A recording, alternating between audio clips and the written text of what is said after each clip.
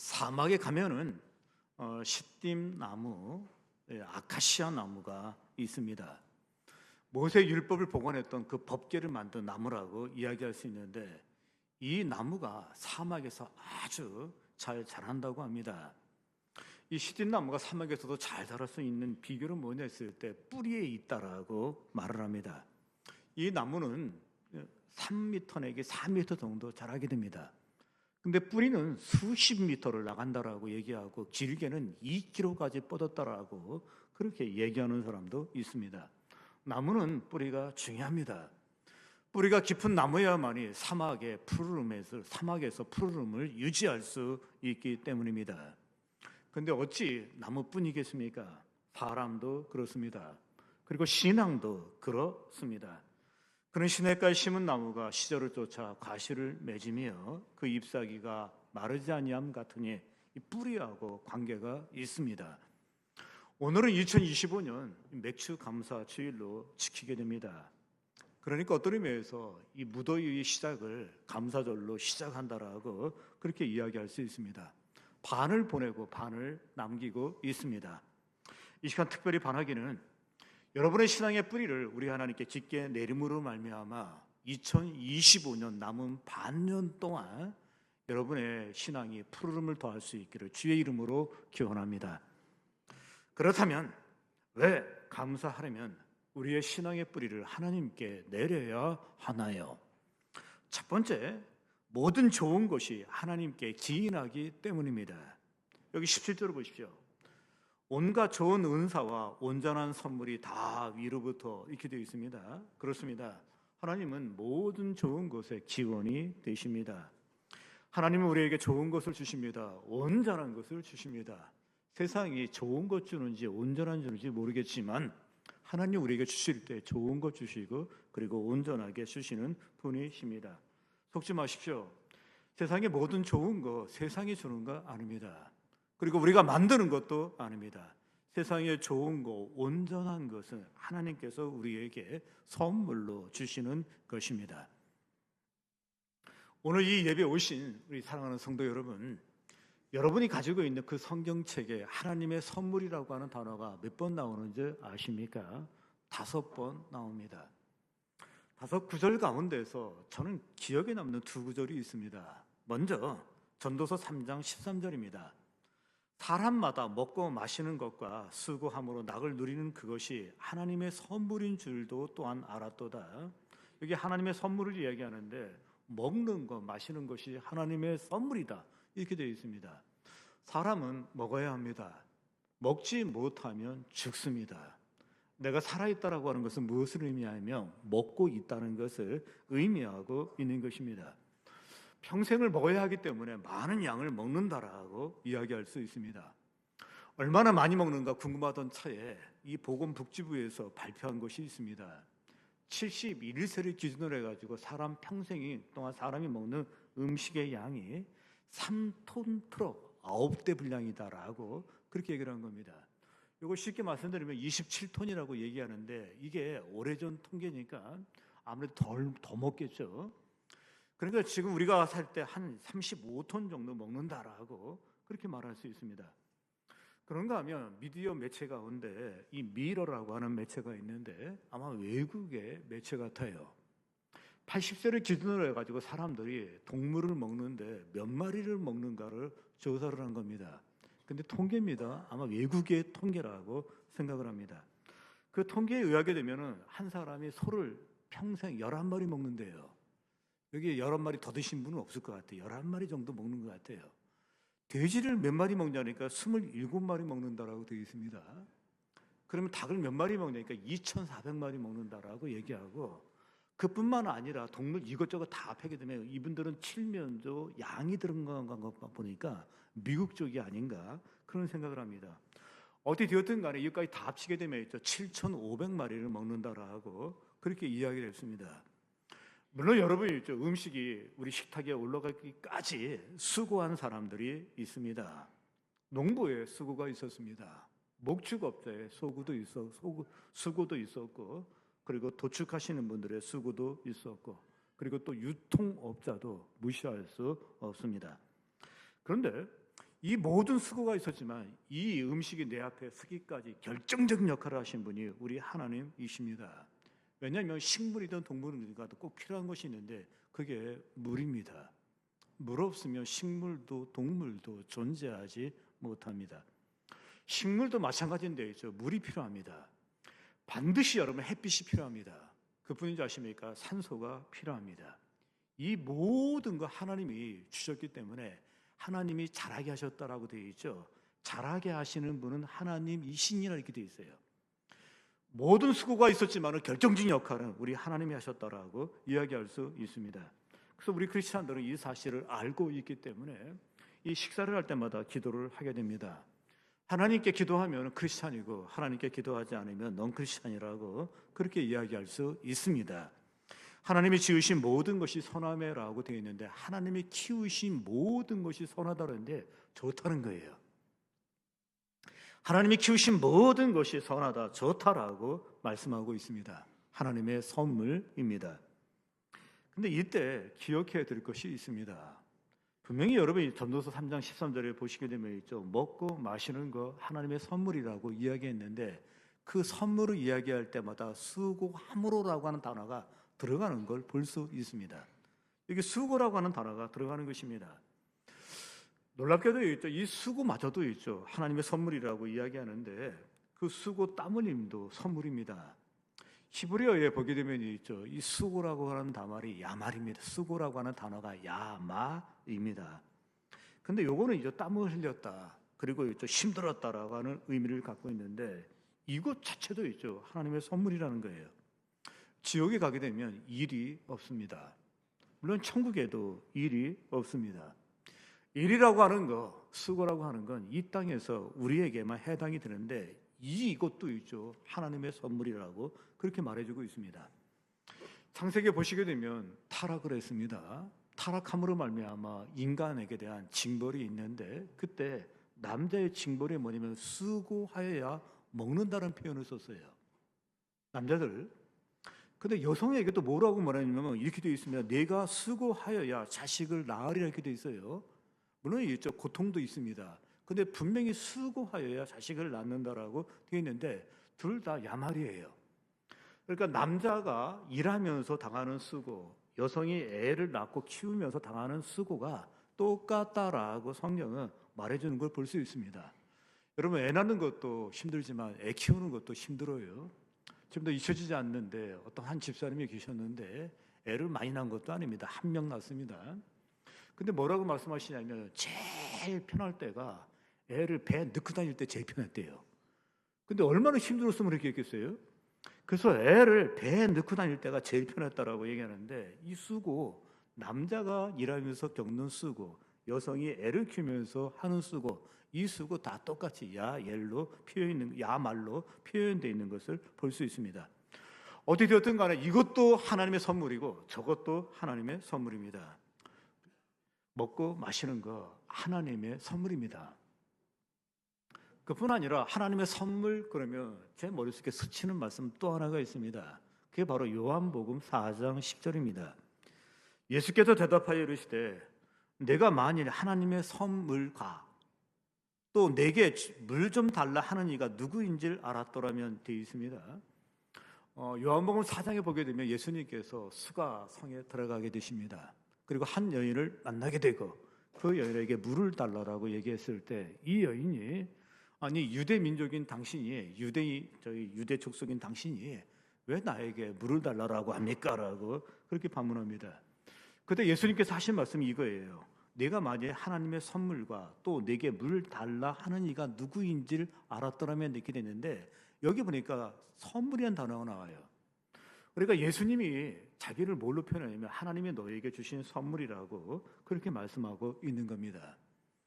12월 25일 성탄절이 되게 되면 또 성자절을 앞에 두게 되면 주일학교 전도사님이 하시는 설교가 있어요. 좀 더 잊혀지지 않는 설교는 이 설교입니다. 아이들이 온통 선물에 대해서 관심을 많이 있죠. 그러니까 설교 제목이 선물이에요. 진정한 선물. 그러면서 이렇게 말씀하시더라고요. 선물 중에는 케이크도 있습니다. 선물 중에는 옷도 있습니다. 선물 중에는 게임기도 있습니다.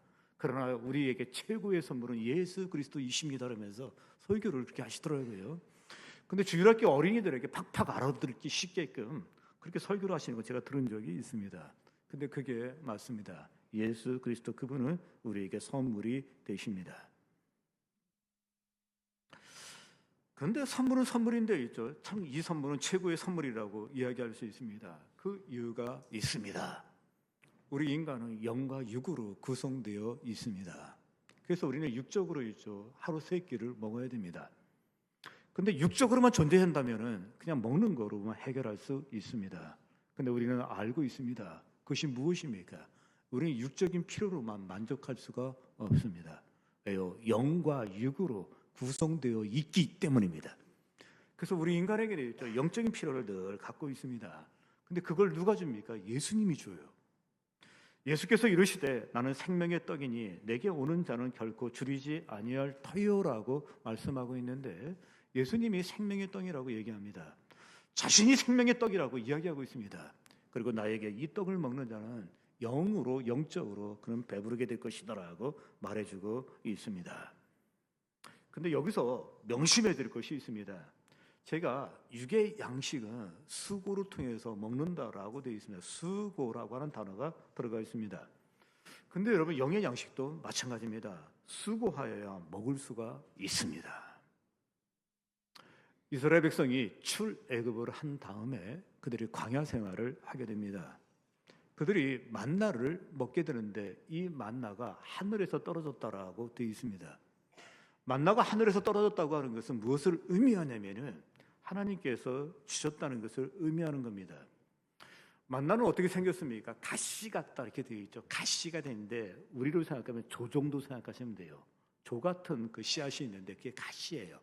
요거 같다라고 되어 있고 색깔은 하얗다라고 되어 있었어요. 이게 쌓여 있게 되면 하얗다라고 되어 있었고 뿐만 아니라 맛은 이 뭐냐면 꿀을 섞은 과자 같았다라고 그렇게 되어 있습니다. 근데 여러분 한번 상상해 보십시오. 하늘에서 이제 하얗게 떨어집니다. 눈처럼 떨어집니다. 눈이 쌓이는 것처럼 있죠. 수북히 쌓여 있습니다. 이게 얼마나 놀랐겠습니까? 그래서 너무 놀라가지고 처음 보는 광경이어가지고 이게 뭐야 그래가지고 이게 원래 히브리어는 만후예요. 만후. 근데 이 히브리어가 그리스로 넘어가면서 만나가 됐어요. 근데 두 가지 똑같은 말인데 있죠. 뭐냐면 이게 뭐야 이렇게 된 거예요. 처음 봐가지고 놀라가지고 이게 뭐야라고 그렇게 말을 했습니다. 근데 분명히 하나님께서 이거 주신 것입니다. 선물로 주신 것입니다. 거저 주셨다라고 그렇게 말할 수 있습니다. 그런데 우리는 이렇게 생각할 수 있어요. 하나님, 그거 기적의 하나님, 능력의 하나님, 그거 우리에게 주실 때 요즘 쿠팡은 집까지 갖다 주는데, 그리고 택배는 있죠. 정확하게 아주 포장을 잘해가지고 우리 집까지 갖다 줘서 너무 편리한데 하나님 만나러 주실 때 굳이 저까지 나가가지고 다 모으지 말고 집에 주시지 그런 생각 안 할 수 있습니까? 할 수 있지 않습니까? 하나님 그거 하실 수 있어요. 근데 놀랍게도 있죠. 만나를 선물로 주시면서 나와서 받아가라 이렇게 되어 있어요. 그거 캐가 퍼가라라고 그렇게 되어 있습니다. 왜 그랬을까라고 생각해 보십시오. 꼭 있죠. 하나님은 우리의 수고를 요구하는 것을 볼 수 있습니다. 선물이지만 우리의 수고를 요구하게 되는데 영과 육의 모든 양식은 수고가 있어야만 합니다. 그렇습니다. 예수 그리스도 그분이 누구십니까? 생명의 떡을 주시는 분이십니다. 그리고 그것을 먹기 위해서는 수고가 있어야만 합니다. 거두십시오. 그리고 음지이십시오. 그리고 먹으십시오. 여기서 이렇게 말하는 분이 계십니다. 목사님, 나는 육의 양식은 땡겨서 먹는데 영의 양식이 땡겨야 먹죠. 그러신 분 여기 계십니까? 육의 양식은 늘 땡겨서 먹는데 맛있어서 먹는데 영의 양식은 땡기지 않아가지고 못 먹겠다 하시는 분이 있을 수 있다는 겁니다. 그럼 어떻게 해야 됩니까? 간단합니다. 억지로 드세요. 억지로 드세요. 드셔야죠. 안 드시면 큰일 나죠. 제가 어렸을 때 감기 몸살에 걸리게 되었는데 그때까지 정말 잘 먹는 학생이었습니다. 청소년이었습니다. 하여튼 잘 먹었습니다.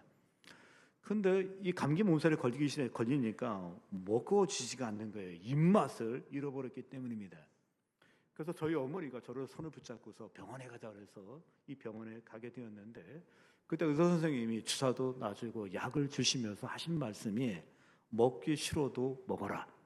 그리고 그 후에 약을 먹어야 된다라고 말씀해 주신 거예요. 근데 그 전까지는 있죠. 땡기지 않으면 안 먹었어요. 근데 그 약을 먹어야 난다고 하는데 먹지를 해도 먹고 약을 먹으라고 얘기하니까 어린 마음에도 있죠. 그 먹게 되더라고요. 그래서 물 말아 가지고서 있죠. 열심히 먹은 다음에 그다음에 있죠. 감기약도 먹었는데 금방 낫는 거 있죠. 진짜 금방 낫더라고요. 멀쩡해졌습니다. 몸이 아프면 식욕이 떨어지는 것처럼 영적으로 병에 걸리게 되면 영적인 식욕이 떨어집니다. 생명의 말씀을 먹고 싶지도 않고 땡기지도 않습니다. 귀에 들어오지도 않습니다. 이런 사람은 있죠. 땡기지도 않는데 예배당에 왜 가겠습니까? 예배당에 가기도 싫어요. 혹시 이 자리에 계신 분 가운데 나 예배당에 가기가 너무 싫어요 하신 분은 그거 고쳐야 돼요. 병이에요, 병. 병 걸려서 그래요.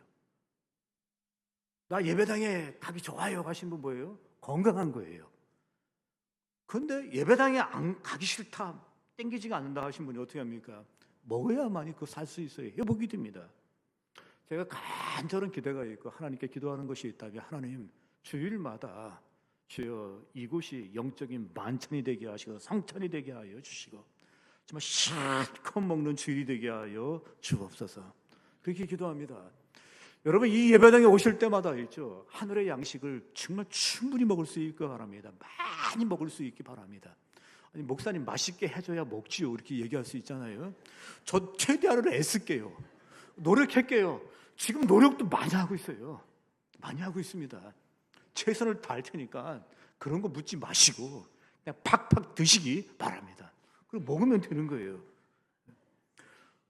많은 분들이 이 병에 걸렸을 때 음식을 먹어야 되고 밥맛이 없는데 어떻게 해야 되냐, 어떻게 하면 회복되냐 그러는데 사실 있죠. 사람들이 건강해지는 건 엄마가 만든 음식을 먹고 건강한 거예요.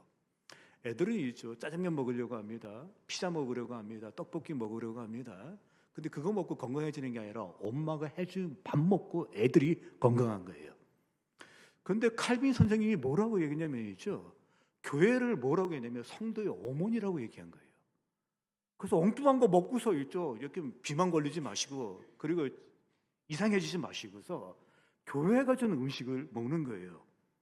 누군가 저에게 묻기를 목사님 가나안 교인에 대해서 아세요라고 그렇게 묻더라고요. 이 가나안 성도라는 단어를 요즘에 쓰고 있는데 그 단어 자체를 저 싫어해요. 그래서 교회에서 안 쓰려고 하는데 그냥 있기 때문에 쓰는 것입니다. 왜냐하면 가나안 성도라고 얘기하지만 이 약속의 땅 가나안하고는 아무 상관이 없어요. 뭐냐면 안나가를 갖다 가나안 성도라고 그렇게 얘기를 한 겁니다. 일단 교인이 안 나온다 그러면 목사가 있죠. 긴장하죠. 왜 긴장한지 아십니까? 저 사람 시험 들은데 교회 때문이 아닌가 그런 생각을 하게 돼요. 그런데 목회 데이터 연구소에서 조사를 했습니다. 그 교인들에게 안 나가는 교인들에게 왜 안 나가십니까? 라고 했을 때 1위가 게을러서 이렇게 돼 있었어요. 그거 보고서 조금 마음속에 있죠. 어떤 말 위안을 얻기는 했습니다. 걱정을 덜었습니다. 근데 이 용어가 잘못됐다고 얘기하는 것은 왜냐입니까? 교인이라고 하는 건 교회를 나가야 교인이죠. 교회를 안 나가는데 무슨 교인입니까?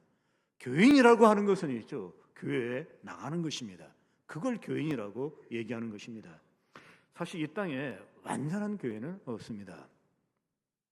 제가 초대교회에 들어가자 했을 때 그 초대교회는 초대교회 100년의 역사 가운데 한 10년밖에 안 돼요. 5년밖에 안 돼요. 나머지 90년은 고린도 교회입니다. 나머지 교회는 뭐예요? 데살로니가 교회예요. 정말 있죠. 완벽한 그 기간을 그 100년 가운데 요 5년, 7년밖에 안 돼요. 사도행전 4장, 6장 지나면 없어요. 그런 모습 볼 수가 없어요. 모이게 힘쓰고 떡을 떼고 그리고 내 건 내가 가리지 아니하고 칭찬받았더라. 이게 있죠. 사도행전 4장, 6장밖에 없어요. 왜 그러냐 그러니까 있죠. 이 문제 많은 사람들이 예배당에 오잖아요. 문제 많은 사람들이 예배당에 많이 오다 보니까 있죠. 이 문제가 없는 교회가 있을 수가 없다는 겁니다. 그럼에도 불구하고 교회 없는 신앙생활보다 문제 있는 교회 안에 있는 것이 사실은 더 영적입니다. 그리스도의 남은 고난을 그들이 채우고 있기 때문입니다. 성경에 보게 되면 두 갈래의 길이 있습니다. 사사기 통해서 계속 본 것입니다. 첫 번째 길은 소견대로 사는 길입니다. 소견대로. 또 하나의 길은 말씀대로 사는 길입니다. 사사기에 보게 되면 있죠. 하나님의 백성임에도 불구하고 말씀대로 사는 사람보다 소견대로 사는 사람들이 훨씬 많았던 거예요. 근데 여러분이 있죠. 소견대로 선택하는 거와 말씀대로 선택하는 게 있는데 이 선택 가운데 어느 중에 하나 선택하게 되는데 결과는 엄청 차이를 냅니다. 시작은 정말 작은 차이였습니다. 그러나 끝은 엄청난 차이를 냅니다. 왠지 아십니까? 하나는 말씀대로를 선택하는 것이기 때문입니다. 소견대로의 끝은 무엇입니까? 그것은 바로 사사기의 마지막 부분입니다. 신앙의 뿌리 우리 하나님께 내리십시오. 모든 좋은 것이 하나님께 기인하기 때문입니다. 두 번째, 왜 하나님께 뿌리를 내려야 됩니까? 그분이 만물의 근원자이시기 때문입니다. 여기 17절을 보십시오. 빛들의 아버지께로 내려오나니 이렇게 되어 있습니다. 하나님은 하나님을 빛들의 아버지로 묘사하고 있습니다. 그분은 빛의 주인입니다. 빛을 만드셨습니다. 빛의 관리자이십니다. 세상에 있는 모든 빛을 그분이 관리하고 계십니다. 그리고 주관하고 계십니다. 요한 1서를 보게 되면은 그 요한은 하나님을 가리켜서 빛이시라라고 말씀하시고 그에게는 어둠이 조금도 없으시니라라고 말씀하고 있습니다. 요한 1서에는 있죠. 하나님을 그런 빛이시다라고 말씀하면서 빛인데 어둠이 없었다라고 그렇게 되어 있습니다. 그는 하나님이 빛이라는 얘기를 하면서 본인이 경험한 것도 아니고 연구한 것도 아니고 체험한 것도 아니고 주님께 들었다고 그래요. 그에게서 들었다 이렇게 돼 있어요. 또 하나를 얘기하면서 뭘 얘기하냐면 요한은 하나님의 빛이신데 어둠이 없다라고 되어 있습니다. 세상의 모든 빛에는 그림자를 만듭니다. 햇볕에도 그림자를 만들 수 있습니다. 달빛도 그림자를 만듭니다. 지금 이 조명도 이 뒤쪽에 저의 그림자를 만들고 있습니다. 그런데 하나님의 빛은 있죠. 이 어둠이 없다는 건 무엇을 의미합니까? 우리가 생각하는 빛하고는 다르다. 그렇게 생각하시면 돼요. 그러면 빛이신 그 하나님은 우리에게 무엇을 주었는가 했을 때 우리를 진리 가운데로 인도한다라고 말할 수 있는데 어둡게 되면은 있죠. 길이 보이지가 않아요. 길을 따라 걸을 수가 없습니다. 빛이 없으면 있죠. 이 사방면을 분간할 수가 없기 때문에 내가 가야 될 목적지를 찾아갈 수가 없습니다. 그러니까 빛이 없이 어두울 때는 꼼짝 못하는 거예요. 근데 빛이 옴으로 말미암아 분간을 할 수 있습니다.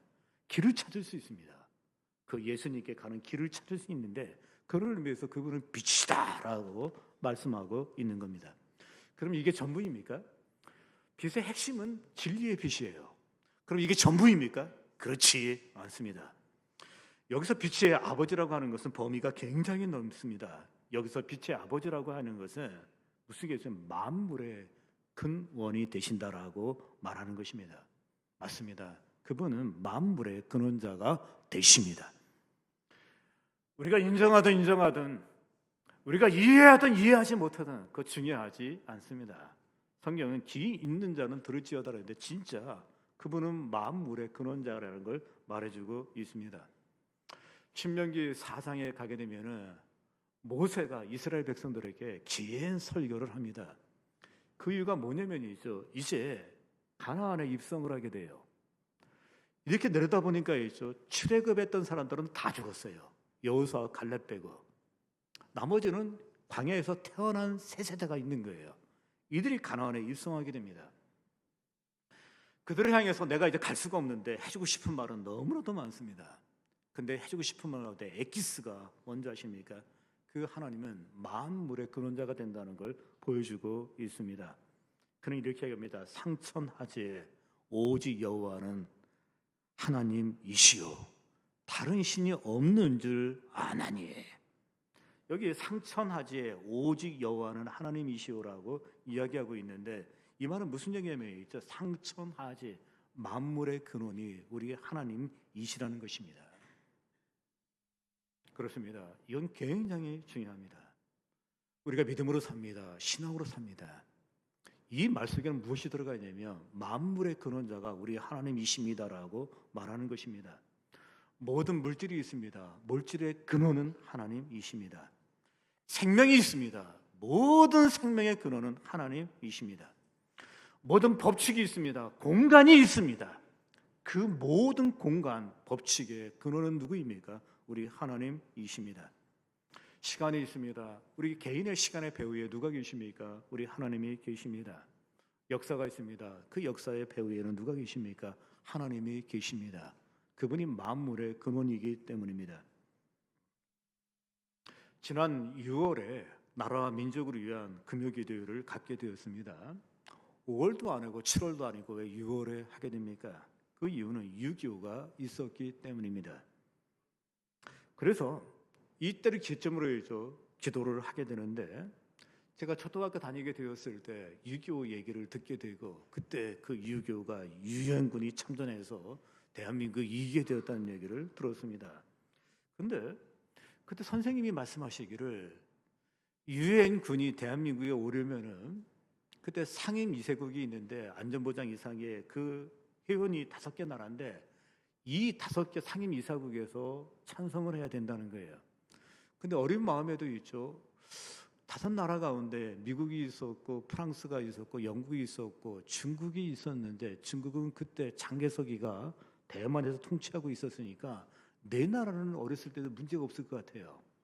문제가 없을 것 같아요. 근데 한 나라는 이게 안 될 것 같아요. 찬성을 안 해줄 것 같아요. 근데 찬성을 해야 유엔군이 온다는 거예요. 근데 어린 마음에 있죠. 무지 궁금했습니다. 그랬더니 선생님이 나중에 얘기하시기를, 듣기로는 뭐라냐면 이 사람들이 결석을 했대요. 소련 대표가 결석을 했대요. 안 왔대요. 그래서 오게 됐다, 그렇게 얘기를 합니다. 다행이다 라고 했는데, 신앙의 철이 조금 들은 다음에 무슨 생각을 합니까? 시간의 배후에 누가 계십니까? 우리 하나님이 계십니다. 역사의 배후에 누가 계십니까? 우리 하나님이 계십니다. 이제 저는 그분을 보고 있습니다. 역사의 배후에 하나님이 계시는데, 참새 2마리가 한 아사리온에 팔리는 것이 아니냐. 그러나 너희 아버지께서 허락하지 아니하시면 그 하나도 땅에 떨어지지 아니하리라. 모든 거 우리 하나님이 주관하고 계십니다. 이 자리에 일이 안 풀려서 괴로워하시는 분이 계십니까? 남이 겪지 않은 고통을 내가 겪고 있는 분이 이 자리에 계십니까? 그것 때문에 하나님께 대해 되게 섭섭한 마음을 갖고 있는 분이 혹 이 자리에 계시지 않으십니까? 하지만 여러분이 내 느낌과 감정과 상관없이 하나님은 살아 계십니다. 그리고 주권자이십니다. 그리고 만물의 근원자가 되십니다. 세상 어디에도 그분이 뒤에 계십니다. 성경에 에스더서가 있습니다. 근데 이 에스더서가 이상한 게 하나님이라고 하는 단어가 한 번도 안 나와요. 혹시 여러분 에스더서를 읽다가 하나님이라는 단어로 보신 분이 있으면 저 좀 알려주세요. 없어요, 없어. 그러면 하나님이 없나요? 아닙니다. 유대인이 죽고 사느냐 이 문제 속에서 하나님이 개입하십니다. 에스더를 통해서 하나님이 일하시는 것을 볼 수 있습니다. 룻기는 거기 순전히 있죠. 어려운 사람들의 얘기가 나옵니다. 베들레헴에 갔지만 힘든 건 마찬가지였고, 그리고 나오미가 있고 룻이 있고 보아스가 있습니다. 그들이 모였다가 대화하는 얘기들만 나옵니다. 그럼 하나님이 없나요? 아닙니다. 거기에도 하나님이 계십니다. 그렇다면 여러분이 있죠. 하나님이 나 여기 있다라고 말씀하지 않는다 할지라도 내가 만나는 사람들 속에서, 내가 경험하는 사건들 속에서, 내가 체험하는 여러 가지 여건들 속에서 그 뒤에 우리 하나님이 계시다는 거 믿으시기 바랍니다. 거기에도 우리 하나님이 계십니다. 근데 이 하나님이 내 뒤에 계시다는 게 얼마나 우리 인생에 큰 힘이 되는지 여러분 아십니까? 제가 여러분에게 묻겠습니다. 아버지가 힘이 됩니다. 몇 살까지 힘이 되셨나요? 10대 때까지는 절대적인 힘이 되었을 것입니다. 이 자리에 50대 되신 분, 40대 되신 분, 아버지가 힘이 되든가요? 어머니가 힘이 되든가요? 그렇지 않습니다. 근데 우리 하나님은 10대에도 힘이 되셨고, 50대에도 힘이 되셨고, 70대에도 힘이 되셨고, 93세에도 그분이 힘이 되시는 거예요. 그게 바로 빌리그램이에요. 이분이 93세 때이죠. 책을 하나 쓰게 됩니다. 새로운 도전이라고 하는 책이에요. 그 책에 이전에 없었던 얘기들을 하시는 게 있어요. 개인 간증 형식으로. 한번 들어보십시오. 내가 늙을 줄은 정말 생각지도 못했다. 93세니까 많이 늙은 거예요. 그리고 굉장히 본인도 힘들었다라고 얘기합니다. 나도 한때는 부푼 기대로 인생의 계획을 세웠던 청춘이었다. 그 시절 나는 야구에 사로잡혔었다. 야구를 너무 사랑해서 훗날 메이저리그에서 뛸 꿈까지도 꾸었다. 야구 방망이를 휘두른 다음에 홈런을 치고 그리고 베이스를 지나 홈으로 돌아오면서 손을 흔드는 그 광경 머릿속에 그리곤 했다. 하지만 한치 앞도 모르는 것이 인생이다. 예수 그리스도 앞에서 죄를 고백하고 그분께 인생을 바친 뒤에는 방맹이와 함께 오랫동안 간직했던 야구의 꿈을 내려놓았다. 설교자로 들어서게 되었다. 내용은 이렇습니다. 설교자로 설교를 하게 되는데 그는 그라운드 한복판에 쓰지 아니하고 그는 예배당에서 설교를 했고 그리고 YFC라는 걸 만들었다고 그래요. YFC 청소년 선교단체예요. 요거 활동하면서 전국을 다니게 되었는데 그때마다 강당에서 설교했다. 근데 하나님께서 꿈을 이루게 하셨는데 그때 그 야구장 그 있지 않습니까? 거기서 설교를 하게 된 거예요. 그래서 자기는 놀랍다라고 얘기하면서 여러 이야기들을 하고 있습니다. 근데 끝부분에 이렇게 되어 있습니다. 들어보십시오. 돌이켜보면 나를 인도하신 하나님의 손길이 또렷이 보인다. 과거에 하나님의 손길이 보인다는 겁니다. 그리고 오늘도 나와 함께 하시는 그분의 영이 느껴진다. 무엇보다도 본향으로 향하는 이 마지막 세월 속에서도 그분이 나를 버리시지 않을 것이라는 사실이 말할 수 없는 위로가 된다. 93세가 되었습니다. 모든 게 떠납니다. 건강도 떠납니다. 청명함도 떠납니다. 친구도 떠납니다. 물질도 떠납니다. 그런데 그분이 나를 버리지 않을 것이라는 이 말씀이 나에게 큰 위로가 된다. 그렇게 얘기를 했어요. 만물의 근원이 되시는 하나님 때문입니다. 가끔 아이를 갖다가 귀여워서 아버지가 냅다기 하늘로 던지는 경우가 있어요. 그리고 또 받고 또 받고 아이가 하늘을 던져지게 됐을 때 떨어지면 뇌진탕이 가지고 큰일 납니다. 다리가 부러지고 손도 부러집니다. 근데 애가 있죠. 던져질 때마다 너무 좋다는 거예요. 또 해달라는 거예요. 집에서 부인이 말리면 애가 더 해달라고 그래요. 근데 그 아이가 있죠. 공중에 던졌을 때 굉장히 두렵고 불안한 순간이거든요. 그럼에도 불구하고 막 좋아하는 이유는 무엇입니까? 밑에 아버지 손이 있었기 때문입니다. 아버지 손이 있었기 때문에 공중에 내던지는 순간에도 있죠. 애가 너무 웃는 거예요. 기뻐하는 것입니다. 우리 인생에도 내던질 때가 있습니다. 내팽개칠 때가 있습니다. 꼭 기억하십시오. 만물의 근원 되시는 그 하나님이 그 밑에 손을 받치고 계십니다. 붙들고 있습니다. 그래서 그는 93세가 되도록 그는 이것이 힘이 되었다라고 말해주고 있습니다. 신앙의 뿌리 하나님께 내리십시오. 그분이 만물의 근원이 되기 때문입니다. 세 번째, 왜 감사를 이어가기 위하여 하나님께 뿌리를 내려야 됩니까? 불변하시는 하나님이기 때문입니다. 여기 17절을 보십시오. 그는 변함도 없으시고 회전하는 그림자도 없으시니라. 세상의 모든 것은 변합니다. 별자리도 변합니다. 계절도 변합니다. 그리고 색도 변합니다. 모든 게 변합니다. 그리고 사람도 변합니다. 다 변합니다. 오직 변하지 않는 것이 있다면 우리 하나님이십니다. 특별히 온갖 좋은 선물을 주시는 그 하나님이신데 그분이 변하지 않는다고 하는 것은 우리에게 큰 위로가 됩니다. 맞습니다. 우리 하나님은 불변하시는 하나님이십니다. 아니, 영원 불변하시는 하나님이십니다. 세상에서는 쓰지 않지만 교회에 오게 되면 가끔 들을 수 있는 단어가 있습니다. 그게 속성이라고 하는 단어예요. 이 속성은 하나님의 속성을 얘기할 때 목사님들이 쓰는데 그 이유는 신학교 서적에 있기 때문에 목사님들이 그냥 쓰는 거예요. 하나님의 특별한 성격을 가리켜서 신학에서는 속성이라는 단어를 쓰고 있습니다. 그런데 하나님의 속성을 이야기했을 때 속성에는 두 종류가 있다고 그래요. 하나는 공유적 속성, 하나는 비공유적 속성이 있다라고 그렇게 얘기를 합니다. 공유적 속성이라고 하는 것은 인간하고 함께 공유할 수 있는 속성이라는 것입니다. 비공유적 속성은 하나님에게만 있지 인간이 공유할 수 없다는 거예요. 먼저 공유적 속성이 있습니다. 하나님과 공유할 수 있는 거. 놀랍게도 거룩이 공유적 속성이에요. 내가 거룩하니 너희도 거룩할지니라. 분명히 여러분 있죠. 이 거룩성도 공유한다라고 말씀하십니다. 그분은 선하십니다. 또 그분은 참되십니다. 그 백성에게 하나님이 요구하실 때 우리에게 선함을 요구하고 착함을 요구하는 것을 볼 수 있습니다. 하나님은 사랑의 하나님이십니다. 하나님은 사랑이시니 너희가 피차 사랑하라라고 이야기하는데 사랑도 공유적 속성이에요. 그런데 비공유적 속성이 있습니다. 하나님과 함께 나눌 수 없는 성격이에요. 뭐겠습니까? 우리가 잘 아는 대로 하나님은 전능하십니다. 근데 우리에게 전능이라는 단어를 쓸 수가 없어요. 우리 실력이 있습니다. 잘 할 수 있습니다. 그러나 전능이라는 단어를 쓸 수는 없습니다. 누구에게만 쓸 수 있습니까? 하나님에게만 쓸 수 있습니다. 또 하나가 있습니다. 전지입니다.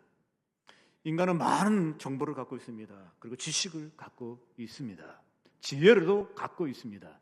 그러나 어떤 인간에게도 있죠. 전지하다는 말을 쓰지 않습니다. 전능은 우리 하나님께만 쓸 수 있는 용어입니다. 그래서 그분을 있죠. 전지하신, 전능하신 분이라고 이야기합니다. 그런데 하나님의 비공유적 속성 가운데 하나가 불변성입니다. 어느 인간에게도 있죠. 변하지 않는다라는 단어를 쓸 수가 없어요. 불변한다라고 하는 단어를 쓸 수가 없습니다. 그런데 오직 한 분에게만 쓸 수 있는데 그분에게만 쓸 수 있어요. 그분은 변하지 않으십니다. 영원히 불변하시는 분이 우리 하나님이십니다. 나 여호와는 변하지 아니하나니. 그는 기회가 있을 때마다 분명하게 말씀하고 계십니다. 나는 변하지 않는다라고 말씀하시면서 불변하신 하나님을 강조하고 있는 것입니다. 사랑하는 성도 여러분, 우리 인생이 불안한 이유가 무엇입니까? 우리 인생에 걱정이 많은 이유가 무엇입니까? 그리고 우리 인생이 흔들리는 이유는 무엇입니까? 그것은 불확실하기 때문입니다. 모든 게 불확실하기 때문입니다. 우리에게 불안함을 줘요. 두려움을 줍니다. 정말 알 수 없다고 얘기하는데 목사 친구 가운데 한 목사님이 있었습니다. 근데 이 친구 목사님은 고민을 많이 했는데 그 고민 중에 하나가 뭐냐면 목사는 그런 고민을 하지 말라고 하는데 고민을 해요. 그게 뭐냐면 부흥이 안 드는 것 때문에 고민을 많이 했습니다. 집이 아니라 교회에서 맨날 힘들어합니다. 그러니까 교인 가운데 한 분이 뭐라고 했냐면 목사님 맨날 교회에서만 있지 마시고 자전거를 사드릴 테니까 자전거를 타라는 거예요. 그래서 자전거를 타니까 괜찮더래요. 재밌더래요. 그리고 좋더래요. 진짜 힐링도 되고 있죠. 재충전이 되더라고 그렇게 얘기를 합니다. 근데 여러분 있죠. 자기가 좋으면 좋지 남한테 막 강요하지 마세요. 이 친구는 저를 만날 때마다 있죠. 자전거 샀냐고, 자전거 사라고, 그리고 자전거 타라고. 홍국사 자전거 타면 정말 뭐냐면 재충전이 되고 그다음에 있죠. 스트레스도 다 놀라고 너무너무 좋다는 거예요. 근데 만날 때마다 자전거 타라고 자전거 사라고 얘기하니까 듣기 싫어가지고 너나 많이 타라고, 나는 걷고 있으니까 신경 쓰지 말아라고 맨날 그랬습니다. 거기까지 괜찮았는데 끔찍한 소식을 듣게 되었습니다. 우리 행신동이 아니라 일산입니다. 무슨 놈의 다리가 중간에 끊어졌대요. 조그만 다리인데 자전거 타다가 떨어졌어요. 그리고 자전거가 먼저 떨어진 게 아니라 머리가 먼저 떨어졌대요. 순간 본인이 떨어져가지고 정신이 조금 있는데 위쪽에 사람이 있는 게 보이더래요. 근데 말을 못 하겠더래요. 그 사람이 놀래가지고 내려와서 구해주는 바람에 정말 살아나게 된 겁니다. 그런데 진짜 어느 날 갑자기 이런 일도, 어느 날 갑자기 이런 일들이 우리에게도 있을 수 있습니다. 세상의 모든 것이 변하기 때문입니다. 그런데 여러분, 이 모든 게 변화해서 불안하고 두려워할 때, 불안할 때 변하지 않는 반석이신 그 하나님이 있다는 것, 우리에게 큰 위로가 됩니다. 변하지 아니하는 반석, 그분께 뿌리를 내릴 수 있기를 주의 이름으로 기원합니다. 가끔 사람들이 아는 넋두리가 있습니다. 그 중에 하는 넋두리 가운데 하나는 뭐냐면 내가 사람을 너무 믿었다라고 그렇게 얘기를 합니다. 사업하시는 분 가운데 이런 분이 있습니다. 뿐만 아니라 정치하시는 분에도 이런 분이 있고 심지어 뭐 구석구석에 얼마나 많은지 모릅니다. 이래놓고 또 한마디를 더합니다. 이렇게 얘기합니다. 배신당한 충격은 당해보지 않고는 모른다라고 하면서 홍 목사 당신도 모릅니다라고 그렇게 얘기를 해요. 여기 이분들이 얘기했을 때죠, 공통점이 있습니다. 이분들에게는 누가 있습니까? 우리에게 없는 전속 운전 기사가 계셔요. 근데 이분들 얘기할 때 이 사람들 얘기도 많이 합니다. 또 있습니다. 비서가 있습니다. 비서도 이거는 세상에서 성공한 사람에게나 있지 평범한 사람에게는 비서라는 것도 없습니다. 그런데 여러분 이 사람들이 얘기할 때 조심하라 라고 이야기하면서 너무 이 사람 믿으면 안 된다라고 그런 얘기를 하는 걸 들을 수 있습니다. 그런데 힘 있는 사람만 그러지 않습니다. 성공한 사람만 그러지 않습니다. 믿는 도끼에 발등 찍힌다는 말을 의외로 보통 사람도 합니다. 우리 주위에서도 쉽게 들을 수 있습니다. 그 속에는 누가 있습니까? 직장 동료 가운데서도 그런 얘기를 하는 사람이 있습니다. 또 사업할 때는 동업자 가운데 이야기하면서 믿는 도끼에 발등 찍힌다라고 이야기하면서 세상에 사람이 있는 곳에 배신이 있다 그렇게 이야기를 합니다. 그런데 여러분, 우리가 주님을 좋아하는 이유는 무엇입니까? 영원히 우리가 그분을 사랑하는 이유는 무엇이겠습니까? 함께하는 이유는 무엇입니까? 그분이 우리를 배신하지 않습니다. 사랑하시되 끝까지 사랑하시느니라. 여호와는 변하지 않는다라고 말씀하고 계십니다. 그분은 정말 변하지 아니하시는 분이 우리 하나님이십니다. 그러기에 우리는 그분을 찬양합니다. 그분을 노래합니다. 그 이유는 무엇입니까? 그분이 불변하시기 때문입니다. 그분은 내 찬양받기에 합당하십니다. 불변하신 하나님이기 때문입니다. 그분은 내 예배를 받기에 합당하십니다. 그 이유는 불변하지 않기 때문입니다. 우리가 맥주감사주일로 모이게 되었습니다. 이 맥주감사주일은 있죠. 이것도 이게 한국 거예요. 성경에 맥주절이라는 단어가 있습니다. 실제적으로는 이거 한국 겁니다. 추수감사주일을 지켜야 되는데 전 세계가 지키고 있습니다. 이건 누가 시작했습니까? 미국이 시작했어요. 청교도들이 시작을 했어요. 그래서 우리도 지키고 유럽 다 지킵니다. 지금은. 맥주감사주일은 있죠. 누가 만들었어요? 우리가 만들었어요. 날짜를 누가 정했어요? 우리가 정했어요. 왜 그런지 아십니까? 대한민국의 보리추수는 6월 중순부터 6월 하순까지 하잖아요. 6월 초에 하든가든지 하여튼 6월에 끝을 맺게 됩니다. 그래서 뭐냐면 7월 달 첫째 주일 날 맥주감사주일을 지켜야 되는데 이거 한국이 만들었습니다. 근데 여러분, 우리 믿음의 선배들을 저 존경합니다. 왠지 아십니까? 1년에 반을 보내고 반을 시작하면서 맥주감사주일을 신다는 거 얼마나 특별합니까? 왜요? 감사로 시작하라는 것입니다. 사랑하는 성도 여러분, 오늘 예배에 참석하신 우리 하림교회 성도 여러분, 오늘 맥주감사주일을 지키되 감사로 남은 반년을 채울 수 있기를 주의 이름으로 기원합니다.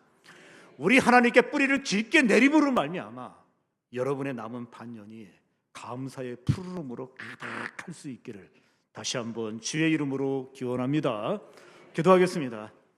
하나님.